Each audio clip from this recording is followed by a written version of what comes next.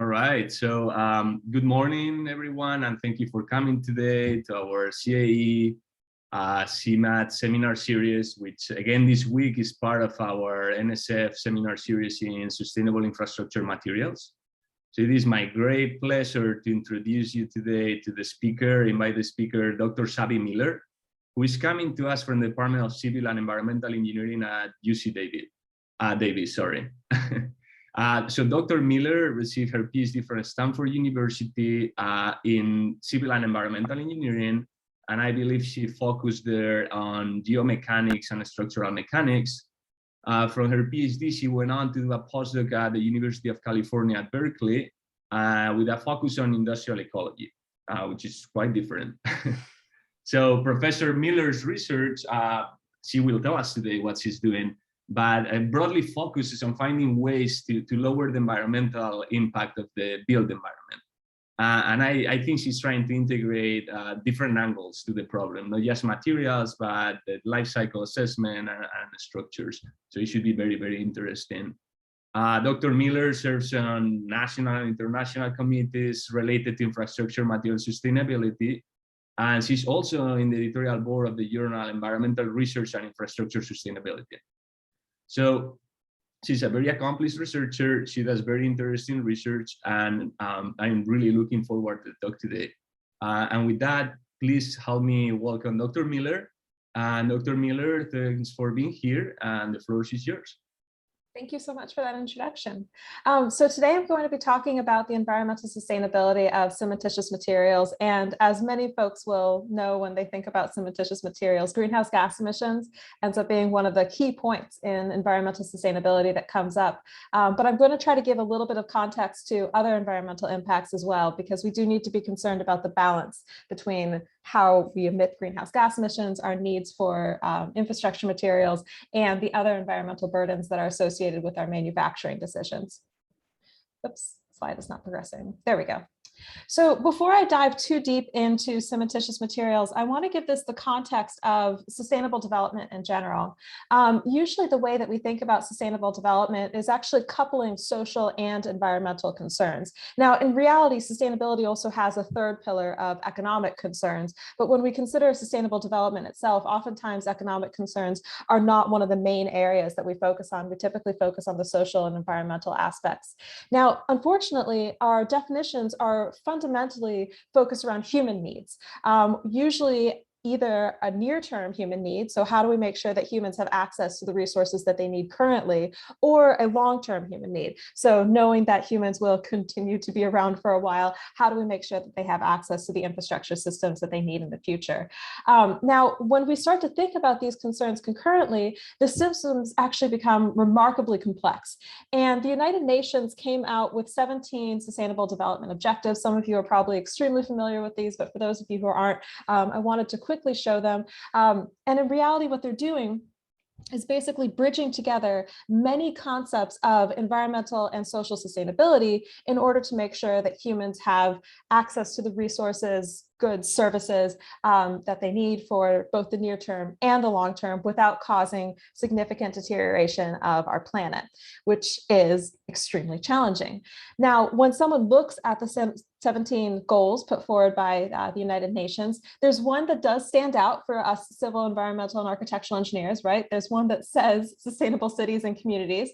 So it could logically flow that perhaps this is the one area that we should be focusing on. But in reality, it's even more complex for us. So if we start to think about, let's focus in on materials, because I am a materials person and the talk is going to be about materials.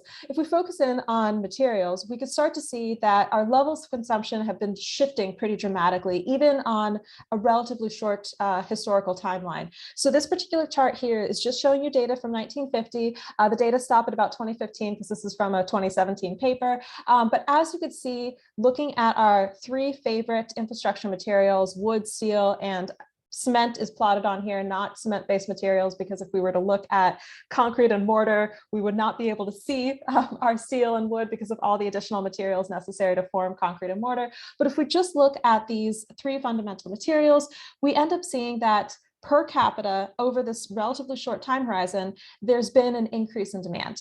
And then if we take into consideration, there's also been an increase in population, we end up seeing that there's a really large shift in the overall consumption patterns associated with our materials. Now, that high level of consumption is to support our cities, right? That was one of the United Nations Sustainable Development Goals, is sustainable cities. But high levels of material consumption also affect many of the other sustainable development goals. We end up seeing that if there's air pollution associated with our production of infrastructure materials, that can affect health and well-being. We know that if we're innovative in the way that we engineer our infrastructure systems, that could have some significant benefits in terms of reducing things like greenhouse gas emissions, climate change impacts, et cetera. Which, of course, climate action being another key aspect of the United Nations Sustainable Development Goals. We need our infrastructure systems in order to transport food, water to communities, as well as to get waste away from communities, such that that, again, benefits human health. I'm not going to go through all of the United Nations Sustainable Development Goals, but basically the concept being that our engineering of our infrastructure systems actually has a very wide breadth in terms of how it influences sustainable development. And the way that we pick materials could really drive down some of the burdens that we're concerned about, while still meeting the needs of the transportation systems, of the other built systems that we need in order to support our societies. Now, of course, taking into account, again, this shift in population, we do need to consider the fact that future populations might have slightly different needs than current populations. So these are some slightly outdated statistics in that it's obviously no longer the year 2000, but these are data from the United Nations, where up through 1900, about 1.5 billion people, excuse me, I have to cough, sorry about that, about 1.5 billion people accumulated on the planet. Accumulated was not the right word. Basically, there were more than 1.5 billion people for all years over the beginning of time through 1900 CE. But by 1900 CE, we only had about 1.5 billion people still living on the planet. By 2000, there were an extra 5.5 billion people. So in 100 years, we ended up having a significant growth in our population. And now, as you know, we're over 7 billion people, just as simply, 20 years later. If we take into account that each of those people are going to need infrastructure systems, transport of goods and services, then we as civil, environmental, and architectural engineers have quite a substantial challenge as we look forward into making sure that we are able to provide access to people as population continues to grow. Now, if we take a snapshot of where our greenhouse gas emissions are coming from just in 1 year, this is from a 2018 paper, but the data are from 2014, what we end up seeing is that we have some ways to start to decarbonize some of these goods that are necessary for both current and future populations. This pie chart here is broken down into several different sectors.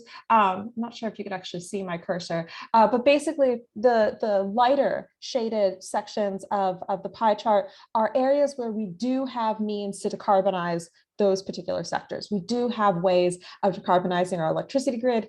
We have not fully implemented them, but there are ways to do it. We have ways of providing most of the thermal energy we need for industry. We haven't always done it, but we have ways of doing it. There are certain areas where we have a lot of difficulty mitigating our carbon dioxide emissions. A lot of our transportation modes, particularly aviation and shipping, end up being a lot trickier just because the fuel resources that we need are typically tied to fossil fuels.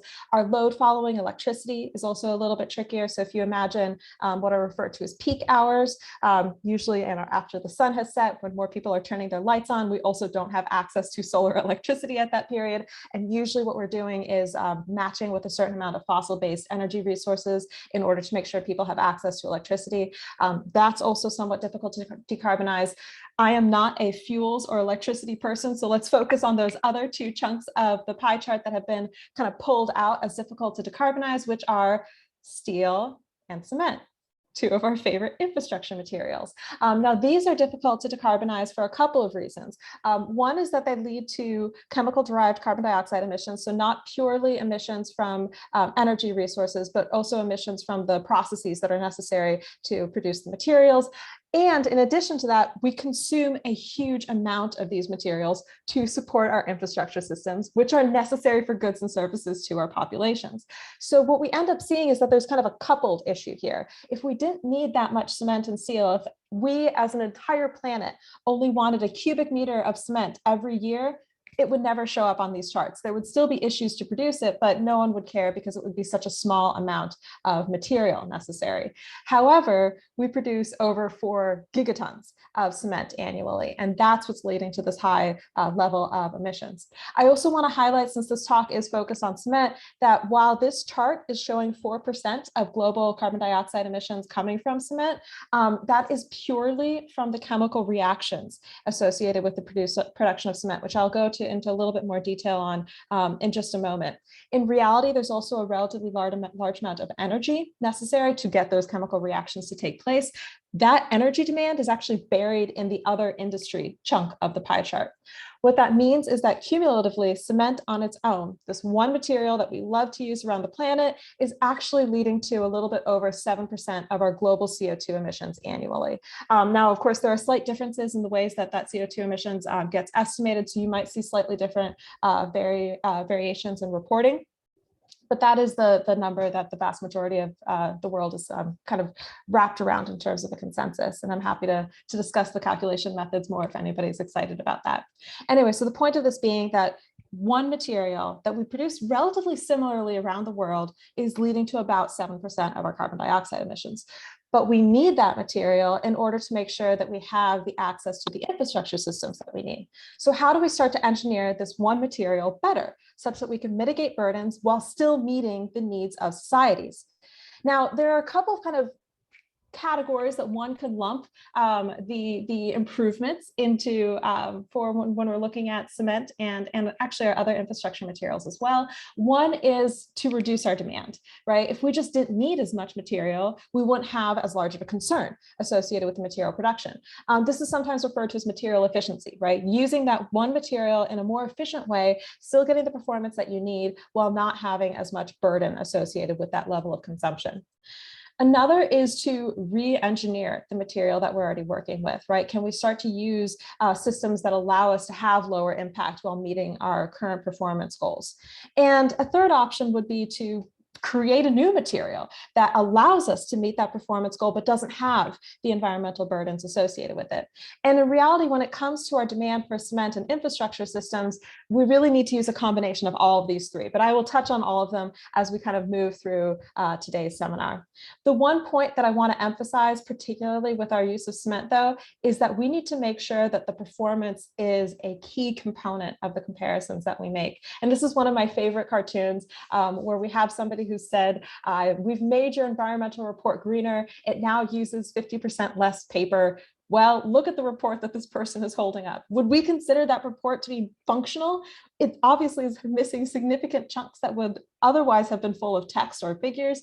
And now we're working with a document that is, in fact, 50% lacking, which is something that we don't want from our infrastructure systems if we want to be able to use them for things like hospitals and schools and roadways and sewer systems. So we need to understand that this is a long-lived material. We usually use our cement for several decades. We need it for a lot of the services that allow us to maintain our health, education, etc. So how do we make sure that we're engineering such that we meet or improve performance while also mitigating environmental burdens? Now, just as a little bit of historical context for our cement consumption, again, this is actually it's the same data that I showed you on the previous slide. I just have removed our steel and wood from the particular chart. So we're looking back to 1960, and we could see that as the world has continued to build up its infrastructure, we've had a continued increase in our cement production, in large part driven by the access to the mineral resources, as well as the beneficial properties of cement that we often desire. When we think about cement, though, a lot of the folks in the industrial decarbonization world, a lot of the folks who are trying to mitigate carbon dioxide emissions, but aren't necessarily civil engineers, aren't necessarily people who are interested in infrastructure performance, they sometimes don't take into account the fact that cement is simply one constituent in other materials that we're trying to make. So oftentimes concrete ends up being the key material that gets discussed, although of course cement gets used in many other infrastructure applications, mortar also being a large place where cement is consumed. Concrete is the most consumed material that cement ends up getting used in. So that's why I have it kind of extracted here. We end up seeing that these other constituents that are used in concrete drive some additional environmental burdens, which I will discuss a little bit later in the presentation. But the point of this being that when we discuss 1 gigaton of cement, or in this case, over 4 gigatons of cement annually, in reality, what that means is, well, cement is only 7 to 15% of the concrete, right? There's also a large amount of water that's necessary to facilitate the hydration reactions. There's even more aggregates necessary to actually form the concrete bulk properties, right? And in reality, we're also trapping a little bit of air in there. So when we are just talking about cement, we're also actually talking about a large amount of water resources and other mineral resources for the aggregates that are inherently getting consumed as we're making our cement composites. Now, I'll touch again on the other burdens that are associated with these components later, but I did want to provide that additional context before we discuss the different mitigation methods that could lead to our meeting performance goals while mitigating environmental burdens. So I like to think of these efforts in terms of the life cycle stages of our cement-based materials. So if we think about the large driver of our greenhouse gas emissions, the production of our cement, we could start to think about burdens getting reduced at that manufacturing level, how we actually produce the cement. We could start to think about it more at the material level. So cement is just one constituent in the materials that we actually need for our infrastructure system. So how can we engineer those materials better, right? The composite materials, can we do better aggregate gradation? Can we blend in additional constituents that would allow us to use less cement, for example? We can start to do a significant amount of mitigation at the structural design level. Structural engineers and architectural engineers have a huge amount of control over what's getting specified and the quantities, which then leads to that material efficiency principle. How efficiently are we using those resources, and can we start to use less of them while meeting the same performance requirements? And in reality, we also have a lot of control when we dispose of our cement-based materials. So let's discuss each of the ways that we could start to intervene with the burdens that we've imposed upon the planet while still meeting our necessary infrastructure systems. And we'll start off with the manufacturing level. Now, for those of you who are a little bit less familiar with cement production, this is a slightly outdated image, but I really liked the graphics that this particular author made. Basically, to make our cement we need a significant amount of limestones and clays in order to form the appropriate mineral structures for the clinker that ends up getting ground up into our cement. That limestone, calcium carbonate, is cooked at a reasonably high temperature. It's decarbonated to form lime. That lime is more reactive than our calcium carbonate. But we also now have moved from calcium carbonate to CaO, which means that we also have a CO2 that gets off-gassed in this chemical reaction. So we're inputting energy and we have a chemical-derived carbon dioxide emission source. Now, in reality, then there's a hotter temperature stage that needs to happen after the decarbonation of limestone in order to form the appropriate calcium silicates. And that, of course, has an additional energy kick. And the energy resources that we use in our cement kilns end up being typically not the nicest in terms of emissions. Our cement kilns are actually really robust in terms of what they're able to use as fuel resources. So oftentimes we end up using things that we just can't get rid of in other locations. So we'll use things like petroleum coke, which is a residue from oil refining. We'll use things like tires in our cement kilns, which it's great to incinerate things that we otherwise could have gotten no valuable resource out of, but also the incineration of some of those compounds leads to some pretty unfavorable environmental burdens. So now we have emissions from our fuel resources, we have emissions from the chemical reactions, particularly the limestone converting to lime. We are capable of then making these mineral compounds that hydrate when we expose them to water and allow us to solidify together our concrete systems. So that's kind of the main stages that we end up seeing in our cement production, but knowing that that energy and the chemical derived CO2 emissions are really what we're trying to drive down oftentimes when we're discussing greenhouse gas emissions of cement and concrete. Now, if we think back to that chart I showed you of cement production, just to give you a little bit of context of these two main sources, of course, there are other sources, right? We also have electricity loads, we also have to transport goods. So there are other sources of greenhouse gas emissions, but let's focus in on those two main sources, the chemical-derived CO2 emissions and the fuel-derived CO2 emissions. If we think about our cement production over this brief time period since 1960, we also have data reflecting the amount of carbon dioxide emissions to produce that cement over the same time horizon. And that's what I'm showing you in the lower chart here, where the solid blue line is reflecting just the chemical derived CO2 emissions, just the conversion of limestone to lime. And we end up seeing that as a fraction of our global CO2 emissions in itself is colossal, right? Just that conversion is leading to a little bit over 4% of our carbon dioxide emissions by the most recent data that have been reported for this particular study. But then, of course, if we take into account the energy-derived CO2 emissions, that's when we start to see that, okay, the production of our cement is actually leading to a little bit over 7% of our global CO2 emissions. Again, just one infrastructure material that we have significant potential to engineer a little bit better. Now, oftentimes when people start to discuss ways to engineer the material better, they'll dive right into the manufacturing stage, right? They'll say, that's where your CO2 emissions are coming from. Yes, you have to transport your goods. Yes, there's other constituents that also are contributing to the burdens, but they are so much lower relative to the emissions that we end up seeing associated with cement. Let's just manufacture cement better. This is a valid argument. I am not trying to dissuade it at all. But it also doesn't get us to a net zero material, which is critical in order to mitigate climate damages. So a lot of the discussions in this manufacturing stage really tie to how can we better select our raw materials? How can we better select our thermal energy and electricity resources to drive down those two primary sources of greenhouse gas emissions? And if we start to look at some of the data in what can be done at those stages, there's actually a significant amount that can be done, but then we start to need to loop back in our performance. So if we're able to switch out our electricity source as a planet, we would see about 5% benefit in the greenhouse gas emissions from our cement production. If we were able to pick an extremely clean burning kiln fuel resource, but one that still facilitates the correct chemical reactions, we could see a pretty substantial amount of reduction as well, usually in the about 20% reduction ballpark.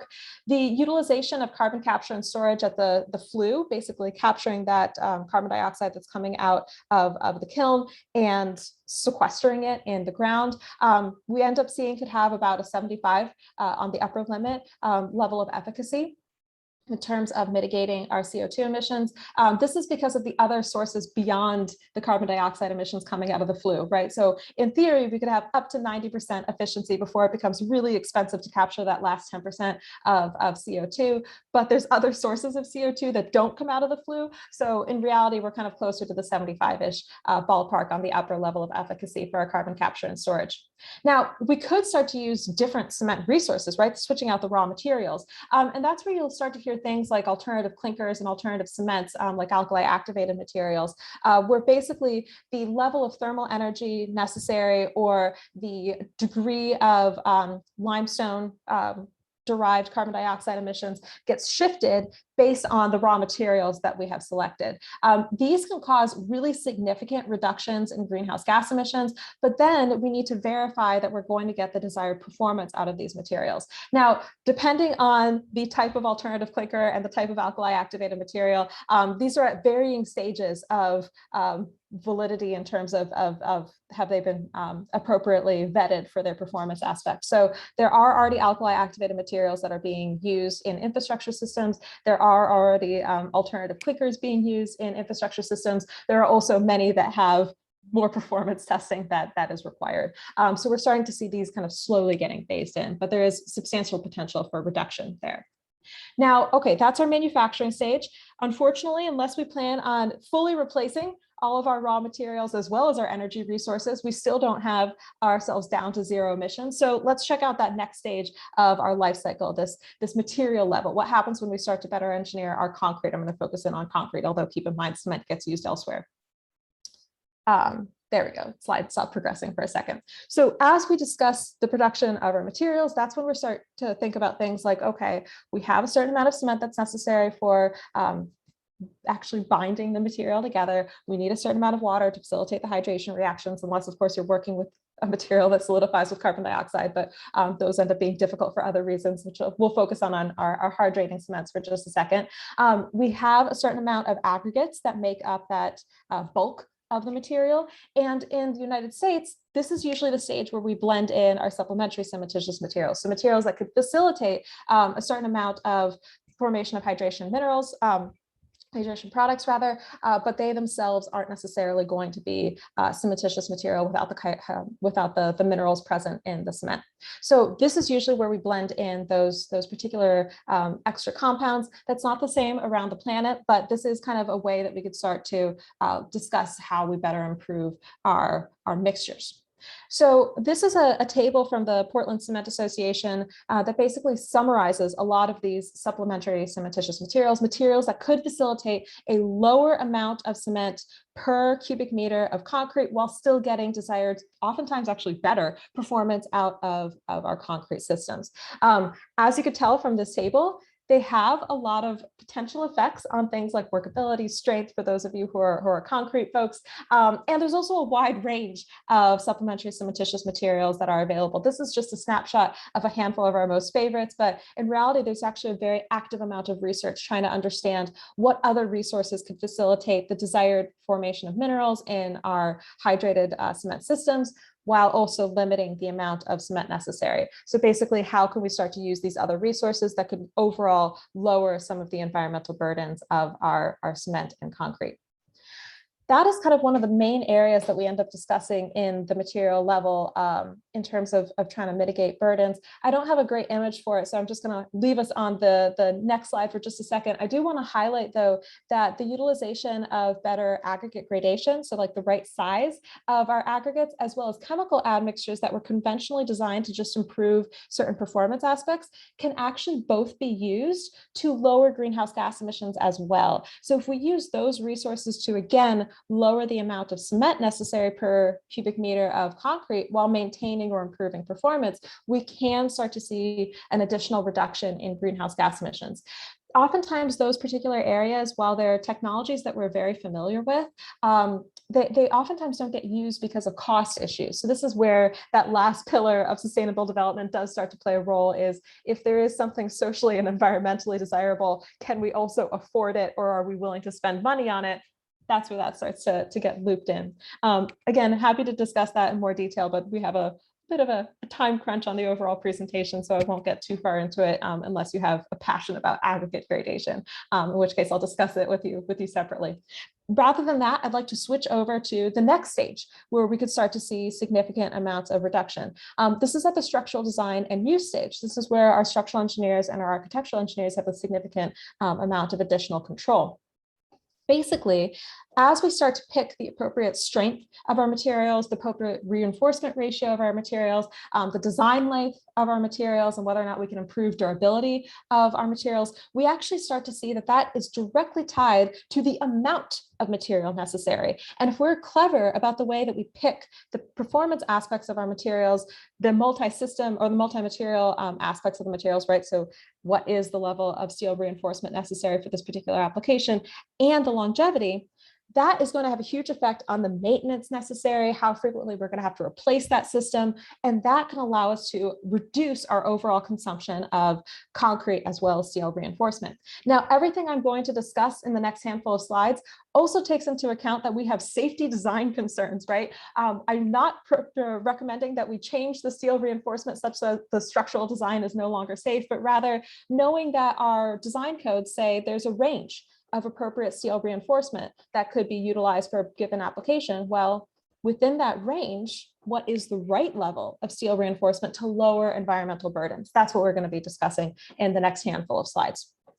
So if we start to think about our changes in material properties, we could think about this kind of from a simplified like mechanics and materials perspective as a quick buildup, where if we have a lowering of our material strength, we might need a larger volume of that material for a given application in order to make sure that we're balancing our appropriate moment of inertia and strength such that it doesn't, exceed a deflection limit or some other serviceability limit. The same could be said for our other properties. So if we think about chloride ingress, I'm from coastal California, so we're always worried about chlorides making it into our concrete. Well, if we have a concrete that has a lower permeability to chloride ingress, then we have the potential that perhaps we could get away with maybe a little bit less material in a particular application. So changing our other properties can also start to influence the overall consumption of the concrete.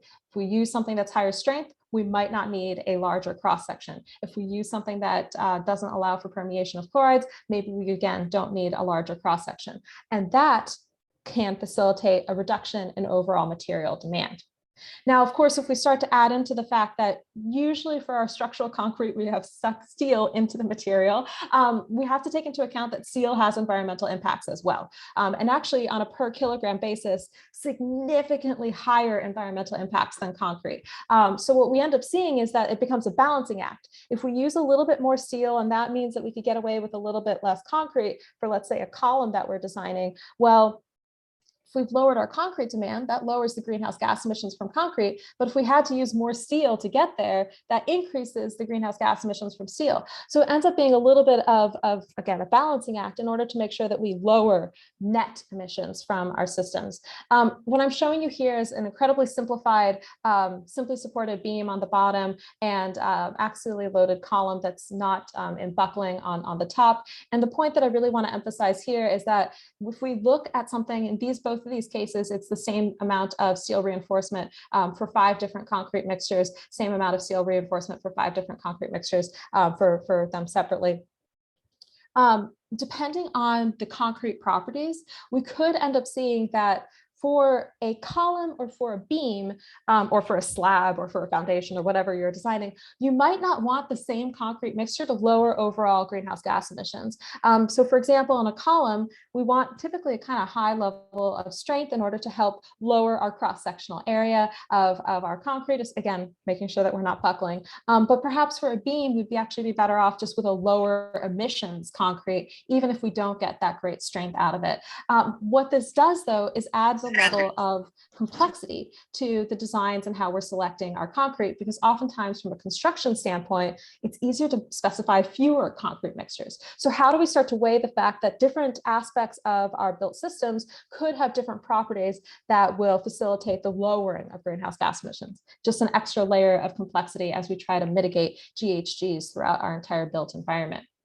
Now, if we add to that the fact that, again, we like to use our cement and concrete for a pretty long period of time, what we end up seeing is that there's going to be a buildup in environmental burdens as time elapses. What I'm showing you here is a simplified cartoon. It's not reflective of any particular structure. It's probably closest to a bridge deck, but again, not really any structure. The vertical axis is showing you cumulative environmental impact. The horizontal axis is showing you time. Where basically at any period of time, there's a potential that you're going to need a certain amount of replacement or maintenance necessary. And each time that you do a maintenance or replacement on your civil infrastructure system, there's going to be a certain amount of environmental impact to do that maintenance or replacement, whether that be associated with the energy loads, the new materials necessary to put in, et cetera.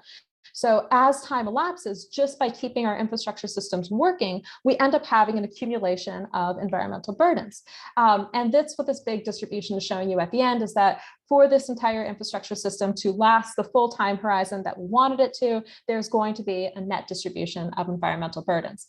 Now, if we start to take into consideration that, yes, there's a little bit of uncertainty, which is why these are all distributions, we can still make decisions that allow us to reduce environmental impacts with high probability of occurrence. And basically, we could do this by trying to estimate when we're going to have to do a maintenance or replacement, taking into account things like our changing environmental exposures, changing loading conditions with increased or reduced traffic, and the environmental burdens anticipated associated with maintenance and replacement. But taking into account all of those different aspects, we have great potential to start to lower our environmental burdens.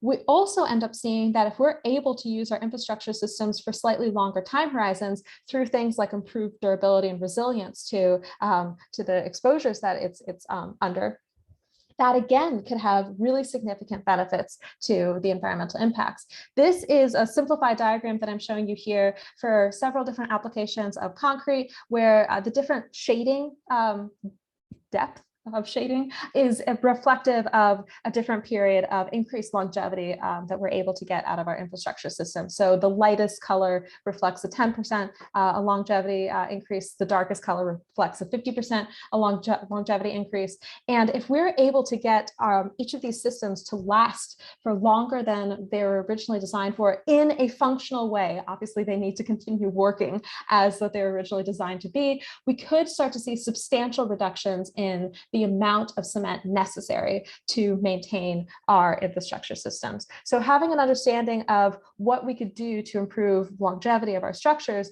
could have a very large impact on the efficient use of our cement. And then if we don't need as much cement, we can reduce our greenhouse gas emissions.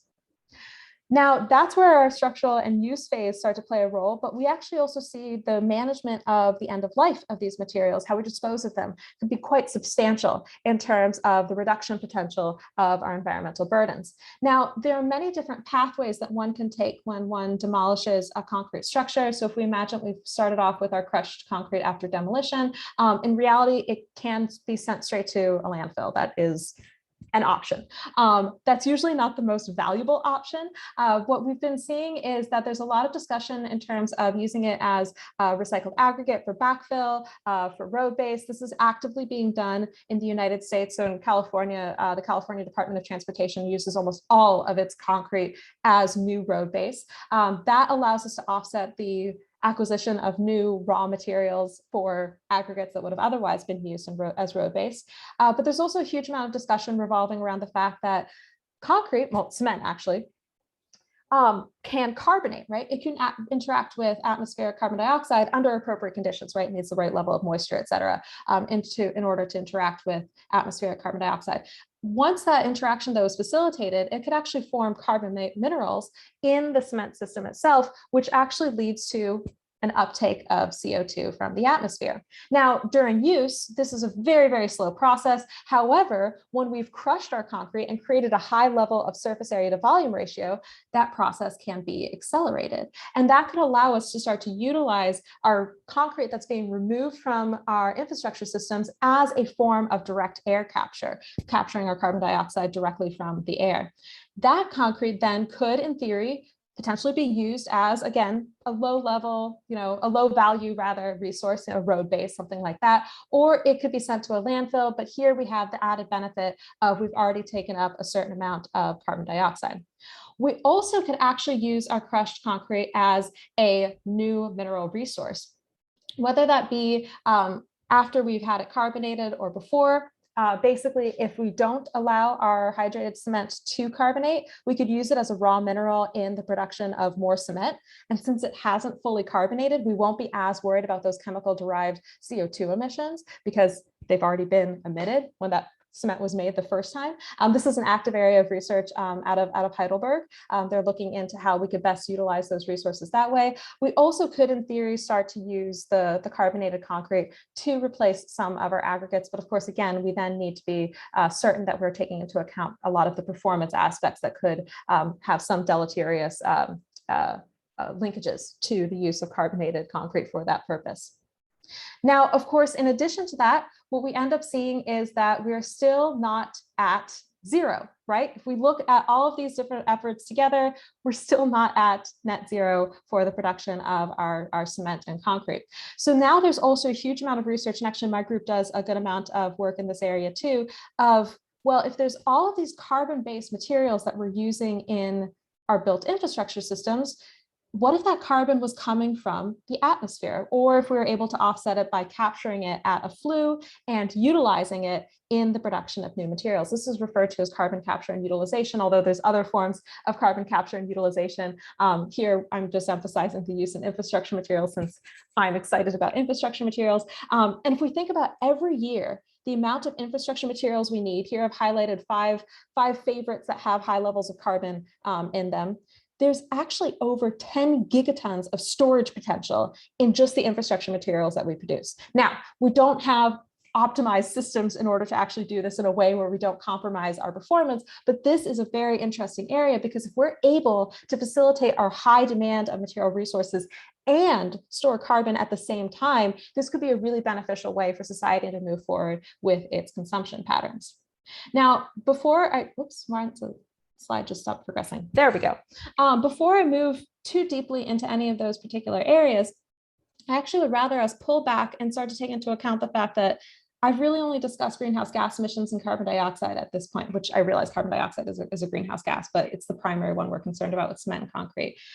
In reality, our infrastructure materials, because we consume so much of them, actually lead to significant other environmental burdens as well that we need to consider as we're engineering. So if we think about our infrastructure materials as a whole, yes, we need these for structures and services.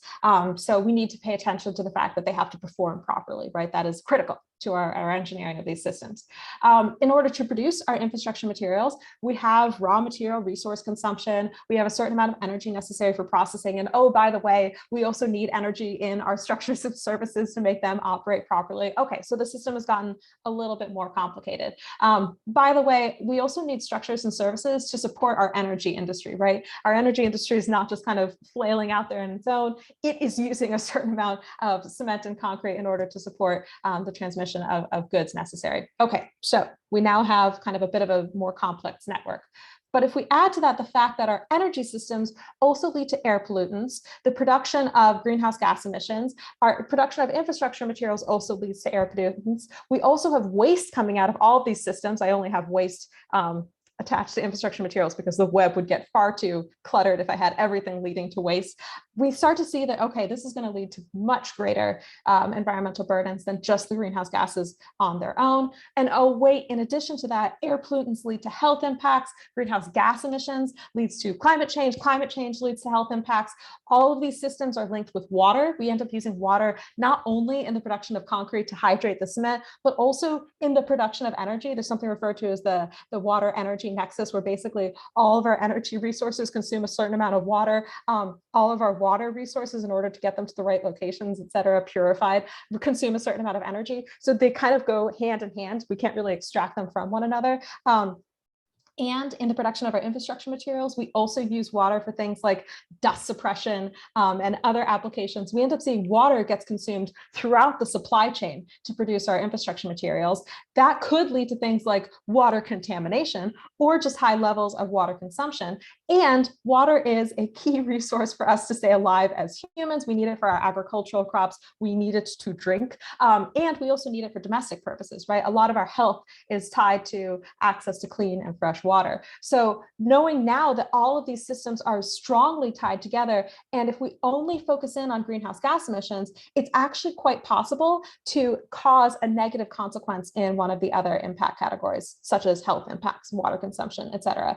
So as we're looking at greenhouse gas emissions, which again is critical, I don't want us to not look at greenhouse gas emissions, we have to, we should be focusing in on strategies that cause co-benefits, something that's going to benefit health and water and our resource consumption while also lowering our greenhouse gas emissions. So in order to drive something that has benefits across multiple categories, we need to be paying attention to the multiple categories at once.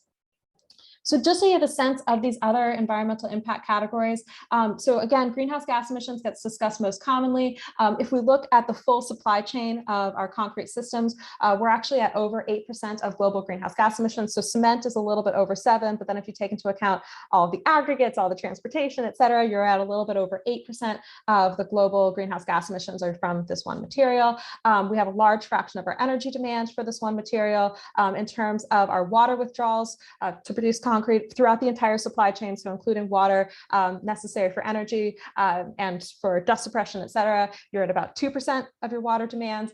In terms of air pollutants, I've got at the bottom here, we've got NOx, SOx, and particulate matter. PM10 is 10 microns or smaller, PM2.5 is 2.5 microns or smaller. PM2.5, we're very concerned about health issues. In fact, PM10 as well, but predominantly because it has PM2.5 is less than 10. But basically, we're concerned about respiratory issues with these two air pollutants. NOx and SOx can actually be precursors to the formation of additional particulate matter, as well as lead to things like acidified rain, so acid rain. So these are all leading to additional environmental burdens. And if we just think about in terms of the large levels of consumption tied to our cement and concrete, we end up seeing that cement and concrete are leading to large fractions of our other anthropogenic air pollutant emissions, right? Again, it's strongly tied to just how much we're using. It's not that cement and concrete are bad for the environment if we didn't need so much. So these aspects just need to be considered as we're engineering our materials. Just so you have a sense of some of our global burdens, I put in a couple of maps just to give you a little bit of context. Right here, we're looking at greenhouse gas emissions for the world. I like to highlight the US, not only because we're in the US, but rather because these types of maps can be a little bit not confusing to read, but they show a little bit different data than one would originally anticipate. So we produce a huge amount of cement and concrete in the United States to support our infrastructure systems. But as you can see from this particular chart, it's actually not a large fraction of our total greenhouse gas emissions. It's not because we produce cement and concrete very well. Actually, we have pretty inefficient kilns in many states in the US, but rather we just produce so many other greenhouse gas emissions that for our country, cement and concrete are not that large. That's not a good thing, but rather, take this particular type of chart with a grain of salt, and greenhouse gas emissions is a great way to kind of introduce that concept, since I think most folks are pretty comfortable or aware of them at this point. No one's really comfortable with them, but that's beside the point. Now, if we look at a similar chart for water consumption, we can again start to see where are we consuming a high level of water, how much is our demand for cement and concrete driving that, and are we worried about it occurring in an area that doesn't have a large amount of freshwater resources. So for example, again, we end up seeing that the United States just consumes so much water, in large part because it's a very agricultural heavy country. We have a low fraction associated with our cement and concrete. Oh, I take that back. This is a diagram showing just water consumption relative to industrial practices. I saw the scale down here. I had several of these maps, I apologize. So we still consume a huge amount of water for our other industrial practices in the US, so it's a relatively low fraction for our cement and concrete. However, we could see countries that are building up large levels of infrastructure have higher relative fractions. It's just because of the high levels of cement consumption. It has nothing to do with them producing the concrete in a poor way, but rather they just need so much of it. And then if we start to take into account that different areas are going to have different access to water resources in the future, how can we start to better engineer our concrete such that we're not going to cause an extra stress in our water systems as a function of our material demands? Now, I realize that's a bit of a bummer of a note, so rather than end on a bummer, I want to give some ideas that could be kind of pushed forward as we start to think about how we could best engineer these systems. We could start to look at alternative constituents, right? Ones that don't have high greenhouse gas emissions, air pollutants, water demands associated with them. As long as we're maintaining or improving performance, this could be a really critical route forward. There's the material efficiency methods, right? So if we could just use less material and still meet our performance goals, that would be a fantastic way of lowering all burdens, right? Because if we're not using as much material, we're going to reduce all of our environmental impacts associated with material production. We also saw that the end of life could start to play a really strong role. If we're using resources that we're already taking out of a system, how can we best implement those resources to meet our environmental goals or to offset new resource consumption? Now, there's also a huge amount of policy going on tied to many of these concepts. So some of you may have seen that California actually just passed a bill on greenhouse gas emissions reduction from the cement industry. They're starting to look into different implementation policies for that. And what we're ending up seeing is that there's a pretty strong push from many different organizations, and industry is on board with this in order to reduce greenhouse gas emissions from a sector that we know is critical to how we as a society operate. So there's a lot that can be done in the development of guidelines and policies as well. But with that, I know I'm kind of at the end of my 15 minutes time. So I wanted to acknowledge everybody that's been working on this. First of all, this is all research. So it's been supported by funders who I kind of have listed over here on the side, as well as some collaborative organizations like the United Nations. And then of course, my graduate students did all of this research. So I need to thank them. These are my graduate students, and these are some of the professors that I've been working with on the data that I showed you in this particular slide. There's other professors as well, but then the list starts to get enormous if we think about all of them. So again, I wanted to be respectful and end on the 50 minutes, but I'm happy to take questions if that's allowed.